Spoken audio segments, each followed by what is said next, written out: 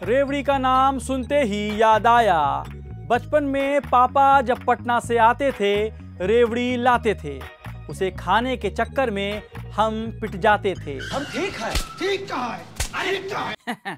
ठीक कह रहे ना जी। पॉप कल्चर के बाद अब रेवड़ी कल्चर आ गया है, इसलिए रेवड़ी का भाव बढ़ गया है। ठीक कह रहे ना जी। एक नेताजी कह रहे हैं मेरी रेवड़ी मीठी है, दूसरे की रेवड़ी बैन कर दो। रेवड़ी का मामला अदालत में है और हम स्टूडियो में। नमस्कार, मैं रेवड़ी कुमार, जिसे देख बड़े बड़े नेता हो जाते हैं फरार। ओ माफ कीजिएगा, रेवड़ी के चक्कर में जुबान फिसल गई। आदाब, मैं हूं शादाब। प्रधानमंत्री नरेंद्र मोदी इन दिनों रेवड़ी यानी फ्री बीज यानी मुफ्त के मलीदे को देश के लिए खतरनाक बता रहे हैं, तो दिल्ली के मुख्यमंत्री अरविंद केजरीवाल रेवड़ी को भगवान का प्रसाद कह रहे हैं। लेकिन क्या वेलफेयर स्टेट में जनता के वेलफेयर के काम को रेवड़ी कहना सही है? रेवड़ी कल्चर है क्या? क्या जनता को फ्री शिक्षा, स्वास्थ्य, सुरक्षा देना रेवड़ी है? 80 करोड़ लोगों को सितंबर के बाद भी मुफ्त राशन देना या नहीं, ये फैसला करने का वक्त आ गया है। कोरोना संकट और आर्थिक संकट के बीच 80 करोड़ भारतीयों को मुफ्त राशन देना भी रेवड़ी है क्या? इसलिए हम पूछ रहे हैं, जनाब ऐसे कैसे?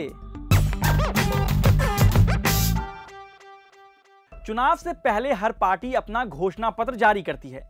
कोई फ्री बिजली, फ्री पानी का वादा करता है, कोई स्कूटर, लैपटॉप, मिक्सर देने की बात कहता है। आप ये वाला हवा हवाई घोषणा पत्र देखिए। मुखिया का चुनाव जीतेंगे तो पूरे गांव को सरकारी नौकरी देंगे, हवाई अड्डा बनवाएंगे, बुजुर्गों को बीड़ी देंगे, लड़कियों को ब्यूटी पार्लर। अब एक और देखिए, 60 साल की माताओं को च्यवनप्राश के 2 डिब्बे, भाभी को सरोजनी नगर मार्केट से सूट देंगे। कुछ भी। ये तो आपने देख लिया। अब आप रेवड़ी कल्चर पर बहस की शुरुआत कहां से हुई वो देखिए। अभी हाल ही में प्रधानमंत्री नरेंद्र मोदी जब बुंदेलखंड एक्सप्रेसवे का उद्घाटन करने के लिए उत्तर प्रदेश के जालौन पहुंचे थे, तब पीएम मोदी ने यह कहा था, आजकल हमारे देश में मुफ्त की रेवड़ी बांटकर कल्चर लाने की भरसक कोशिश हो रही है। ये रेवड़ी कल्चर देश के विकास के लिए बहुत घातक है। अब आते हैं इसके मतलब पर। दरअसल राजनीति में रेवड़ी का मतलब होता है फ्री बीज, यानी जनता के कल्याण के लिए मुफ्त में सुविधाएं देना। फ्री बीज को आप ऐसे समझ सकते हैं कि जैसे केजरीवाल की सरकार ने दिल्ली में फ्री पानी का वादा किया था, कांग्रेस ने किसानों की कर्ज माफी की बात कही थी, बीजेपी ने उत्तर प्रदेश में लड़कियों के लिए फ्री में स्कूटी देने का ऐलान किया था। तो क्या ये फ्री बीज बुरे हैं? जवाब है नहीं। लेकिन ये तभी मुमकिन होगा जब सरकारों के पास इन वादों को पूरा करने के लिए धन हो। फ्री बीज का मामला अब सुप्रीम कोर्ट में है।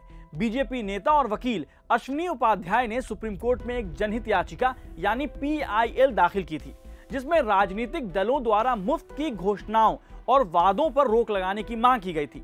इस पर सुप्रीम कोर्ट ने केंद्र को निर्देश दिया है कि वो एक पैनल बनाए, वे इस मुद्दे पर चर्चा करें और कुछ रचनात्मक सिफारिश करें। अब आते हैं एक अहम सवाल पर, क्या भारतीय जनता पार्टी को रेवड़ी कल्चर से परहेज है? मोदी सरकार ने गरीबों को मुफ्त राशन देने की प्रधानमंत्री गरीब कल्याण अन्न योजना कोविड के दौर में साल 2020 में शुरू की थी। इसके तहत राष्ट्रीय खाद्य सुरक्षा अधिनियम यानी नेशनल फूड सिक्योरिटी एक्ट में शामिल लगभग 80 करोड़ लाभार्थियों को प्रति व्यक्ति प्रति माह 5 किलो अनाज मुफ्त दिया जा रहा है।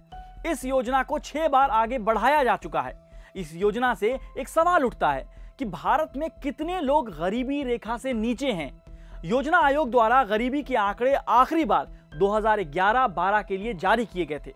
उस समय जारी किए गए आंकड़ों के मुताबिक देश में गरीबों की संख्या करीब 27 करोड़ या कुल जनसंख्या का 22% आंका गया था।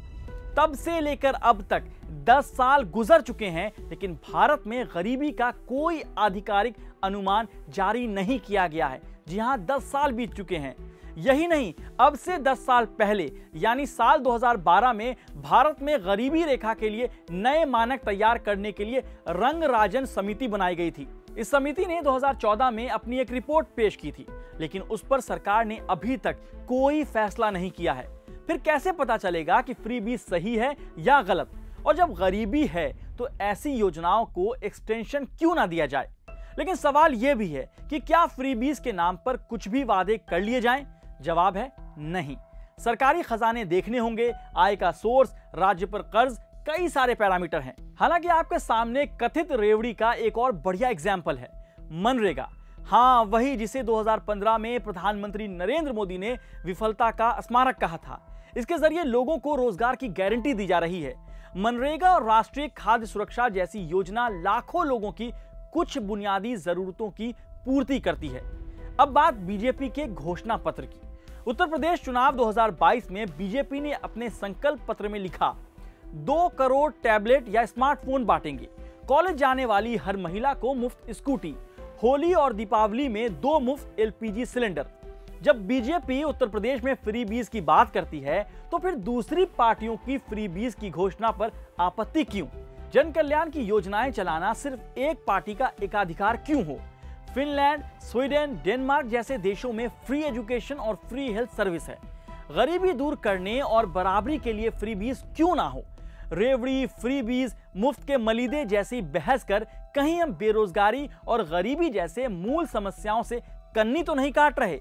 80 करोड़ को मुफ्त अनाज को ही गरीबों का पैमाना माने तो देश में कम से कम 80 करोड़ लोग गरीब हैं। तो मूल सवाल यह है कि लोगों को इन फ्रीबीज की जरूरत ही क्यों पड़ती है?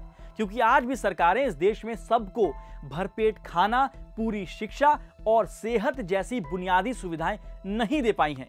सरकारें आम आदमी को सस्ती शिक्षा और अच्छा और सुलभ इलाज ही दे दे तो कोई हिंदुस्तानी हाथ नहीं फैलाएगा, वो खुद को सबल बना लेगा।